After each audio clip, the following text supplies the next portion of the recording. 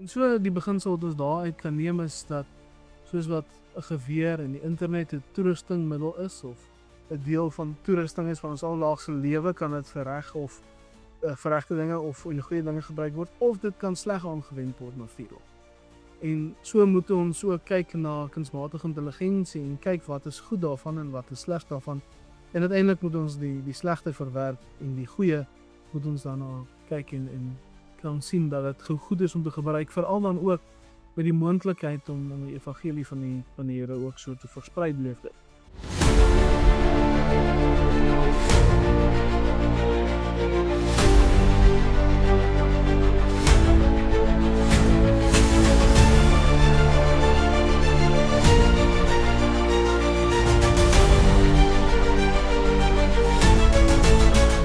Goeiedag en baie welkom by Om die Woord. Ek sê ook baie welkom vir Teens en Alistair wat saam met ons bietjie vandag gaan praat.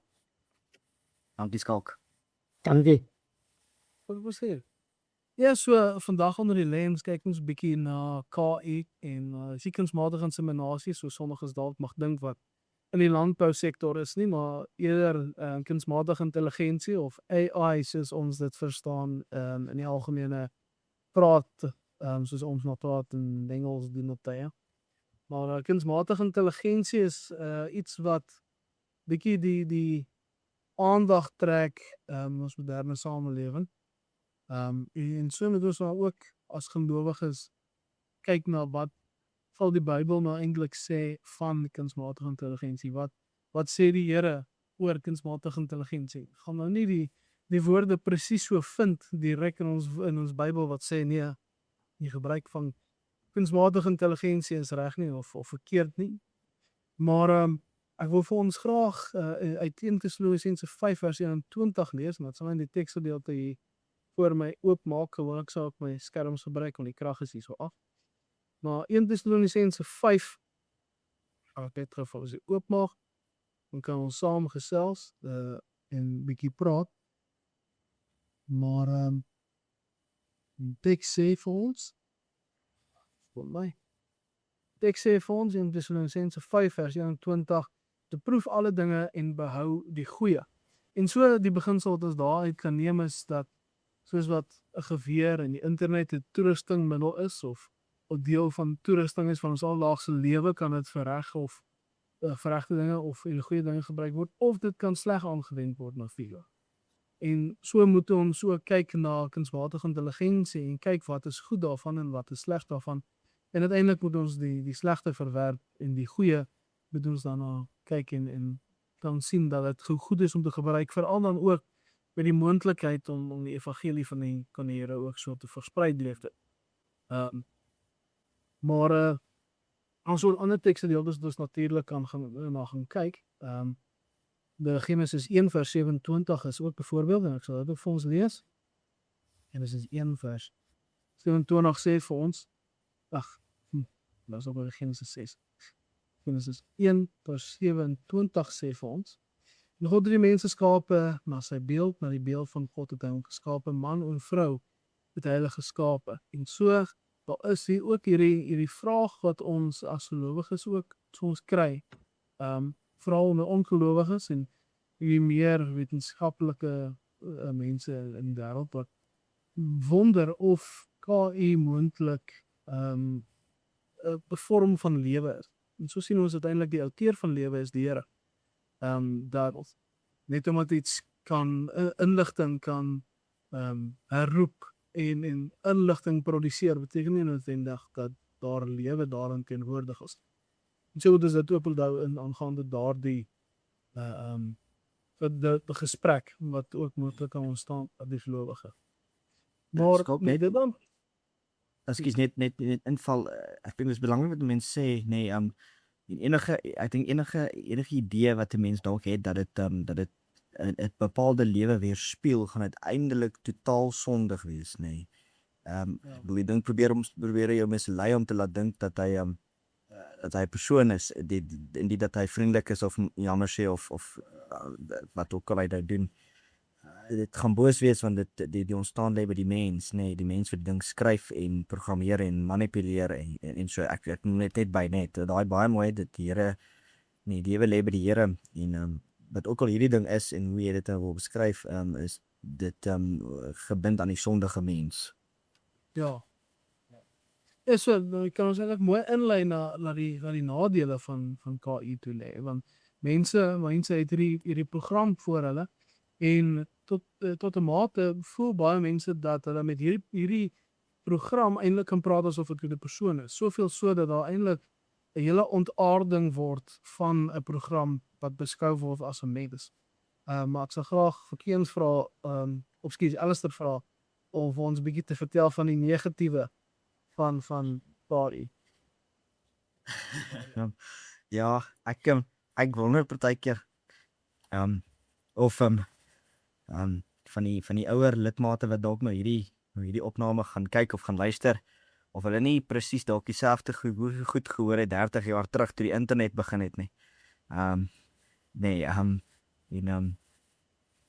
Ek dink wat daar gesê is destyds oor die internet is dink ek baie waar gewees. En ook net so van toepassing hier by ons gesprek oor wat is van die nadele. Ek dink 'n mens kan begin in die dat ek net self met my eie katekisasie met die blydensklas agtergekom het en ons 9 jaar verskil tussen my en hulle. En ek het nou net dag die beeld getrek, nee, besef ek was graad 9 toe ek die eerste foon gekry het. Graad 8 was dit 'n knoppiefoon wat gebel het.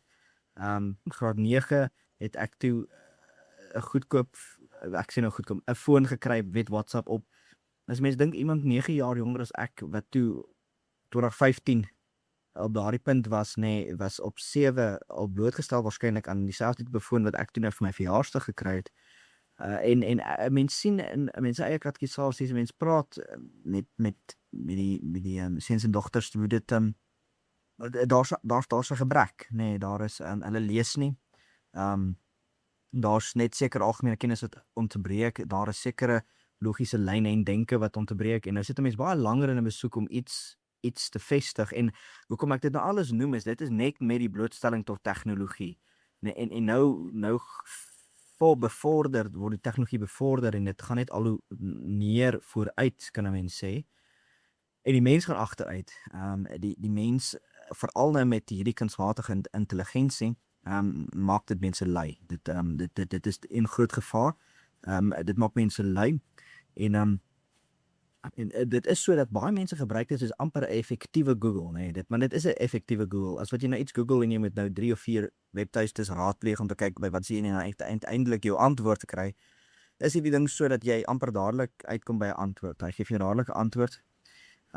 Die uitdaging kom nou, nee, in die verskil wat jy die verskil daarin as jy van vra wat is 10 pond in kilogram. Dit is 'n verskil dink ek as wat jy nou vir hom nou vir die ding vra. Jy sien net hoe manipulerend die ding is dat jy begin praat van hom. Die ding is in daardie sin dan ook gevaarlik vir studente op skool op universiteit want nou gebruik jy die ding om 'n vraag te vra en voor jy self kan keer skryf hy vir jou die opdrag. Is nog so 'n klein storieetjie. Ek onthou met ons MDiv moes ons 'n navorsingsvoorstel skryf en dit was my hele storie. Ek moes dan al my boeke soek op 'n papiertjie neerskryf waar dit in die boekrak is en dan moes ek al daai boeke gaan haal en al daardie boeke bring en deur al daardie boeke werk. En het ek nou eendag hoor nee, die ouens doen dit nie meer nie want die ding nee, doen alles vir jou. Nee, ek voel mens reg soos die ou mens wat verduidelik hulle het hierdie kaartjies gegaan. Ja. Ek het self die boeke gaan haal, nee, nou kan mens amper nie glo dit is al 'n verskil in 'n kwessie van 'n paar jaar nie. So ek noem dit die eerste ding is luiheid dat die ding begin alles vir jou te doen. En dit is in terme van stories skryf of opdragte skryf of nee, elke kerel sien ek nou deesdae as 'n digter. Elke kerel deesdae van wat is musikante en is wat nee, want gedigte en musiek word net oor ons heen en rond versprei en gegooi. Nog by dit nee, is jou verbeelding die grens aan wat jy die ding kan vra om vir jou te skep in terme van prente en beelde. Daar is 'n klomp goed wat die ding kan doen. Ek dink ons gaan net nou 'n bietjie oor die gevolge praat en die hantering daarvan, maar ek praat maar net ook bietjie oor die nadele. by die luiheid en by die ding wat jy heeltyd vra om vir jou iets te maak, moet 'n mens besef dit werk volgens die internet. Hy gaan haal inligting en hy versamel dit en hy skommel dit om by jou te pas en hoe hy jou opsom. Hy gee nie altyd vir jou verwysings waar jy iets kry nie. Ons het op die universiteit geleer dit is plagiaat. Nee, om 10 ander se gedigte te vat en te smoosh en dan vir jou iets te gee. By dit gaan mense logiese denke of sy vaardighede of net redeneer van agteruit. Jy begin hierdie ding blindelings te vertrou. Ek dink daar is sekere areas waar die ding nie kan lieg nie. As jy nou dink 1 + 1 is 2. Ander plekke dink ek die ding kan foute maak. Ek kan nie verwar en vaar word nie. En Ja, 'n diep nadeel. Ja, nee, 'n diepe nadeel is dat jy eintlik dan nou daai luiheid die agteruitgang van die mense denke, die volle vertroue wat jy in die ding begin plaas. En ek dink dit is iets waar ons net toe gaan kom is dat net daar's 'n hele sondige wêreld opgesluit in verskillende forme van hierdie kunsmatige intelligensie in terme van programme wat jy kan aflaai om vir jou 'n bepaalde meisie te skep en jy kan haar maak presies hoe jy wil hê en nee dit is uit die aard is dit 'n voorwerp en dit is maar 'n lelike ding en buiten dat jy dan nou hierdie meisie kan skep kan sy nou allerhande dinge kan jy verwag om te doen of te vra of te sien of te kyk of wat ook al. Nee, dit is as die hele wêreld van boosheid wat nog verder lê as mens die grense al hoe meer en meer stoot. So ek dink mense kan net nou by die hantering van in wysheid van hierdie ding gaan 'n mens praat en dan gaan 'n mens nou nog goed hoor, maar ek dink dit is so ver wat 'n mens dalk moet sê. Ja. Ja, so dat die dinge van KI, van kunsmatige intelligensie, strek nogal diep, wortel diep in alle die sfere van ons samelewing. Die verhoudings in ons eie kragte, vermoë en ons bereidwilligheid en ywerigheid om te werk. En so is daar klomp negatiewe daaraan gebonde. En tog is daar ook mense wat sal gevyg van die positiewe impak wat kunsmatige intelligensie in hulle lewens gehad het. Ek kan vir Teens bietjie vra om vir ons bietjie daaroor in te lig en bietjie daar te gesels. Ek dink ek gaan nou nie 'n lang getuienis gee van die positiewe impak wat dit op my lewe gehad het nie, want ek het nie so getuienis nie. Maar ek dink beslis mens kan sê daar's 'n voordeel en as ek nou sê voordeel dan bedoel ek dit nou binne die wil van die Here nê. Nie menslike sondige voordele waarvan Alistair dalk nou so 'n bietjie gepraat het nie. Die groot voordeel van kunsmatige intelligensie is dat hy mense in staat stel om baie vinniger te werk. Ek dink dit is soos ek die saak sien is dit eintlik maar die groot ding. As ek nou moet dink die bietjie getuienis wat ek kan lewer oor hoe kunsmatige intelligensie my lewe beter gemaak het is sekerlik op die gebied van vertaling, nê. As hy vir jou 'n ding kan vertaal sodat jy hom daarom nou verstaan, dan kan dit tot 'n groot voordeel wees. Ek dink verder daar's mense op wat in ander beroepe noodwendig nou staan as ons wat vir jou sal kan vertel watter goeie impak dit kan hê op jou rekenaar effektiwiteit. As jy dit gebruik en as jy dit goed en reg gebruik. Daar is dalk 'n aantal administratiewe goed wat jy baie vinniger gedoen kry aan die hand van KI as wat jy dit sou gedoen gekry het as jy dit alles self moes doen. So ek dink ek het nou baie korter gepraat as Alistair, maar dit beteken nie dis 'n werksvoordeel wat gering is nie. Die feit dat jy vinnig bronne kan opspoor, die feit dat jy hom kan gebruik om vinniger te werk, dit is dink ek die grootste voordeel wat daaraan verbonde is. Ja, ek dink om so 'n bietjie aan te sluit.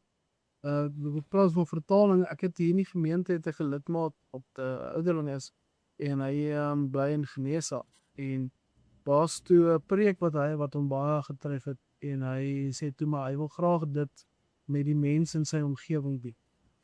En maar hulle die probleem is hulle praat Tswana.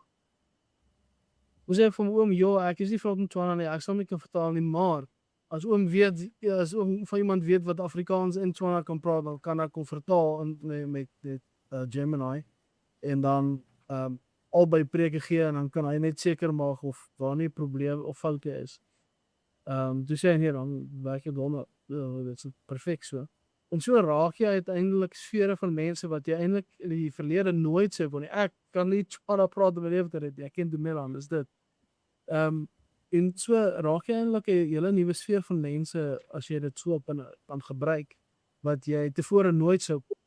En so is daar eintlik 'n mooi gebruik daarvan om evangelie aan mense te bedien wat jy eens nie kan. En so is daar die negatiewe, wel sê die positiewe. Ja, as ek as ek dalk kan sê dit is so 'n mens kry dit in ander bedrywe as 'n mens dit nou nie as die mense bietjie wegbeweeg van die gebruik van die kunsmatige intelligensie nie in die burgerlike lewe of in die alledaagse gebruik nie, dan kom jy by ouens wat met statistiek besig is of met rekenaarprogrammering of mense wat besig is met geweldige stelsels, mense wat met hierdie kodifering en al die goed besig is wat werklik kan getuig hoe hulle werk baie vinniger, baie makliker meer vooruit beweeg. En dit is so, ek dink dit kan werklik so gebruik word. En dit is baie goed. Ek het nou gesien as jy nou streng tegnies gaan volgens wat van die ouens sê dit oorspronklik bedoel was voor is dit moet eintlik juis 'n sinvolle stelsel wees. 'n stelsel wat jy stel grense vir hierdie stelsel en die stelsel kan nie buite hierdie grense optree nie. Byvoorbeeld jy skep 'n argief met hierdie stelsel van inligting, jy voer daardie inligting vir hom op die maatskappy se 80 jaar se bestaan en hy kan net binne daardie grense werk wat jy vir hom stel. Dit is nou presies waarvoor die GPT staan is. Jy stel hierdie grense en hierdie stelsel wat jy gemaak het, dat hy nie vir iets anders gebruik kan word nie. So simpel, ek kan nie vir hom vra om vir my 'n dolfyn en volstruis mengsel te maak in 'n prentjie nie. Hy kan net bly by die stelsel, by die opdrag wat hy gegee is om te volvoer. En dan is dit regtig 'n effektiewe stelsel wat jy dan daar stel vir mense om te gebruik om die werk vooruit te laat gaan. Dit is so. Kyk, nou het jy dit nie. Ekskuus. Jy herinner my daar's 'n webtuiste wat die wat iemand gevat het, ek weet nie, is waarskynlik wel 'n dopper en hy het die synodehandelinge in die kerkorde gaan, soos jy sê, 'n argief opgebou en jy kan vra en uit die argief sal hy jou beantwoord. En so is dit eintlik baie mooi en baie goed. Maar weer eens is nou die vraag van dat dit jou lei maak om na die synodehandelinge die kerkorde te gaan laat kyk.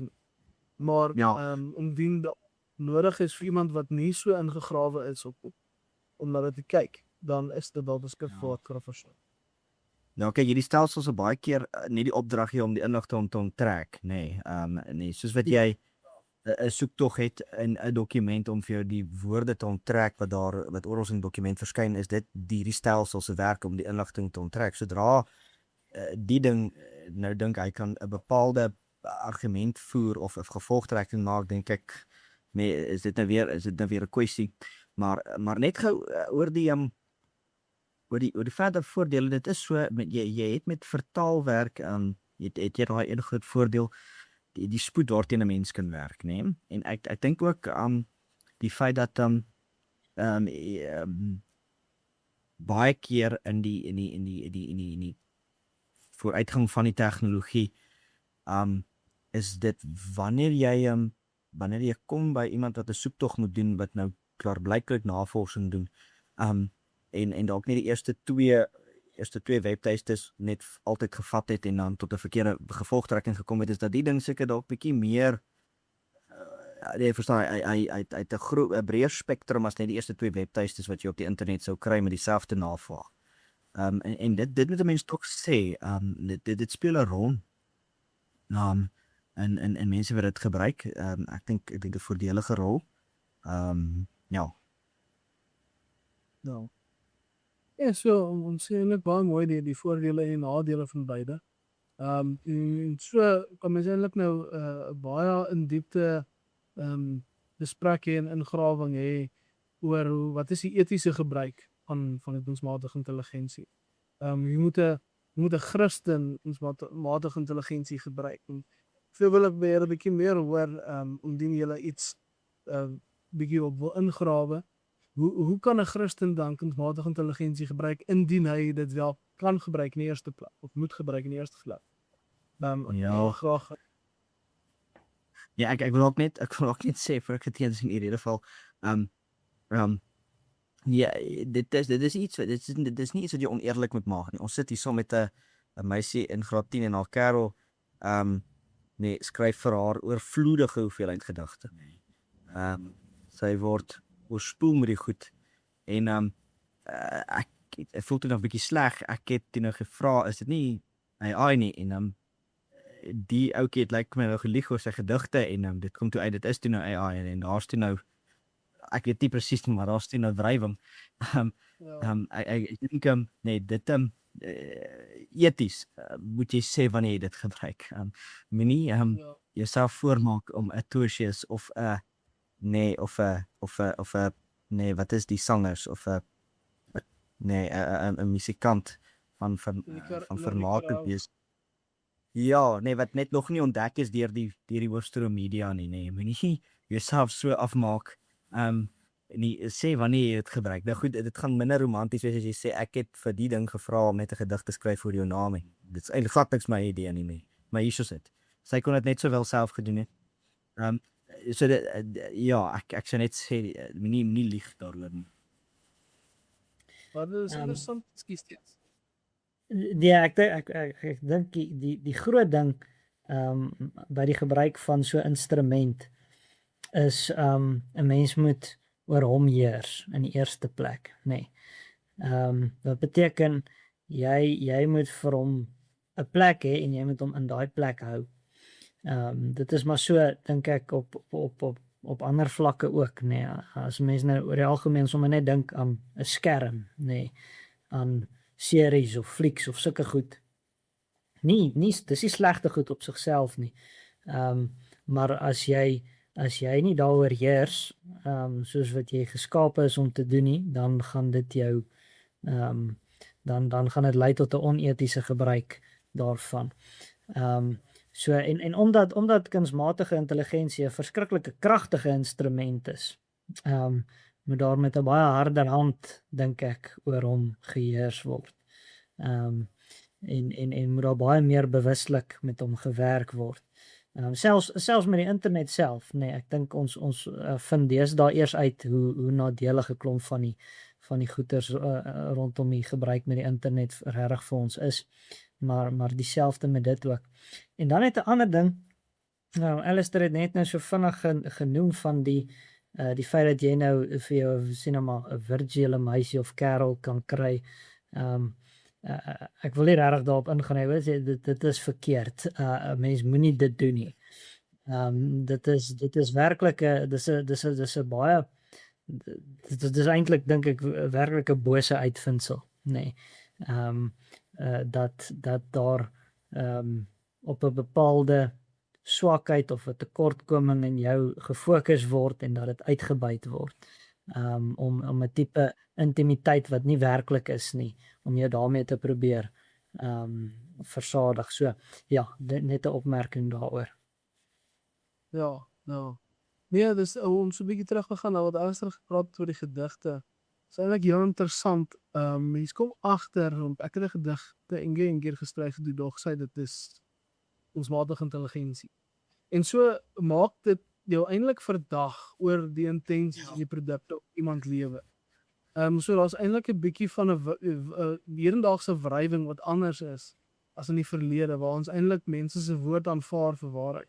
Eerder as wat jy eerder as jy dit dan aanvaar as waarheid, dan dink jy, is hierdie dalk 'n robot wat dit geskryf het. Ja, So dis my verskoning. Ek het vir Indika gesê, nee, ek het 8 jaar terug laas iets geskryf en dit is om maar veilig te hou. Dit sê nie van net dit sê nie hey, so ek het iets om op te staan, nee, skuld. ja. Nee, as hulle so vir 'n dag is, nee, dan weet jy, dan wat help op. Ja, dis ek dink in plaas van 'n gedig, nee, gee maar bosseblomme. Dit kan daarom nou nie fake wees nie, nee. Dit kan.